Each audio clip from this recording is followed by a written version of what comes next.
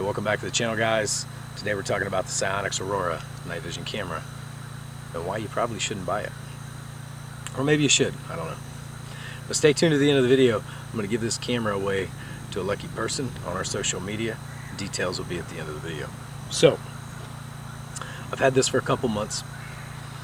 I've tried this thing in every scenario possible to see how I like it. I've tried to see if I can overcome some of the problems I've found with it. And yeah, it is a really neat camera, but it's just not for what most people are looking for, I don't think. And that's what this video is going to be about. I'm not going to explain how this thing works completely, all the specs on it. There is plenty of good videos out there for the last year and a half on this thing.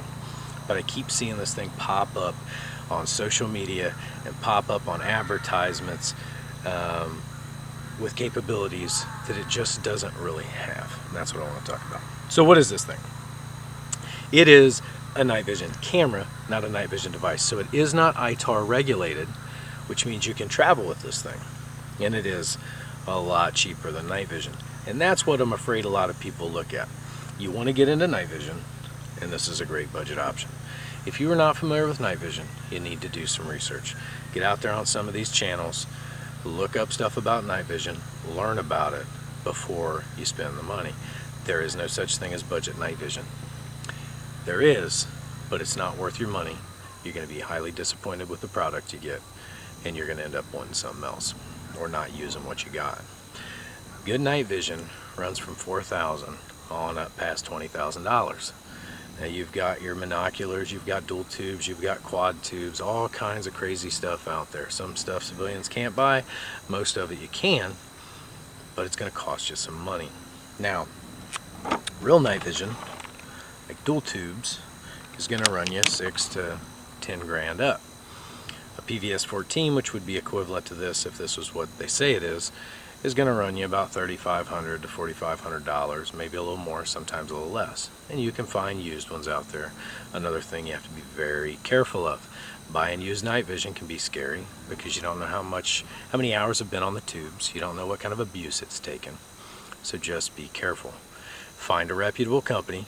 Foxhole Armament is one I've been working with recently. Great customer service, good products, and a real company. They actually have a shop you can go into or a website. I'll post in the description, and they will answer any questions you have and get you out quality products with good tubes in them. There's also other reputable companies out there to look up, but you got to be careful you're not buying from one of these overnight eBay places that's selling you bad stuff. But let's get into the camera since that's what we're here for. So this thing has a few different modes on it. It does photos, video, time-lapse. It's got a compass and GPS sensor in it. It's got all kinds of features. And it is really cool. It is color digital night vision. And I think that is something that is going to be the future of night vision, and a lot of people agree with me on that. But I don't think we're there yet to where the military is going to be switching over to anything like this. But it's probably coming. Who knows how long it'll take to get out there. So, as a video camera, it's pretty cool, but it's not going to beat a good camera that you could buy. This thing doesn't take as good a video as my iPhone 11 does. I'm using a Canon 90D to shoot this video, and this definitely isn't going to give me the quality this camera was. If I wanted to shoot 4K with this camera, I could. This is 720p. That's all you're going to get out of it. And I believe due to the lower aperture and stuff is what helps get the night vision capability. If you're going to use this for social media or for a YouTube channel, it'd be great for night shoots, especially YouTube. But if you're trying to get a good camera to do good quality night vision shots, this just isn't going to be it.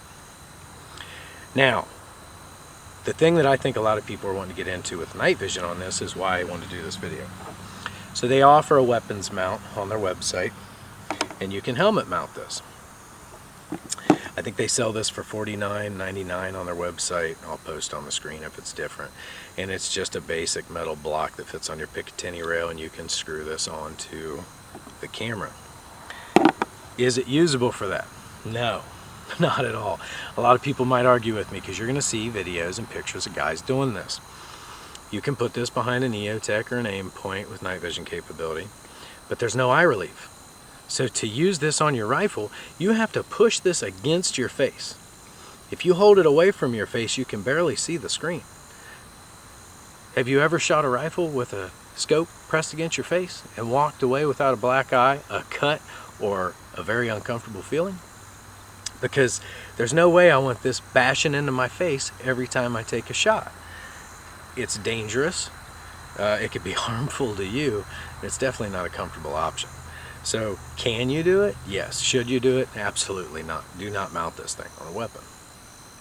Now, can we mount it on a helmet? Oh yeah. It's got the same screw in the bottom that a J-arm works on a Rhino mount for a PVS-14. I forgot to bring it out here, so I'll roll in some video of the J-arm hooked onto it. But on the bottom of the J-arm, there's a little notch that sticks out that goes into a little slit on the PVS-14 that keeps it from turning on the J-arm, keeps it more secure while it's mounted to your head. This doesn't have that, so when you screw it on here, it can still twist a little bit. It's not that secure. And then, when you pull it down in front of your face, we're back to that eye relief issue. With a J-arm, on a Rhino mount, on a ballistic helmet like this, or a skull crusher, or a bump helmet, whatever you're using, usually your night vision will sit about an inch away from your face. I usually adjust mine to be 2 fingers away, and that gives me perfect eye relief. Once again, this has to be against your eye, and the J-arm cannot get it close enough to be against your eye. And I wouldn't want to walk around with something pressed up against my eye like that either, if it could. So what ends up happening is the rectangle viewfinder in this sits at an angle with all that symbology in there, away from your face, and ends up being this really tiny picture. So you're not getting a 1-for-1 for what you're seeing with the naked eye if you have any form of visual with your naked eye. So mounted on a helmet, could you do it? Once again, yes. Should you do it? No.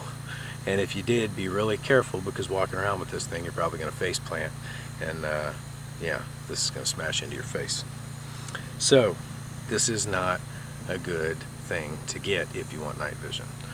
If you want to check it out, the price on these is fairly cheap. I believe they've got 4 models. They've got the Sport, the Black, the Aurora, and then the Aurora Pro, which has never been in stock that I've seen.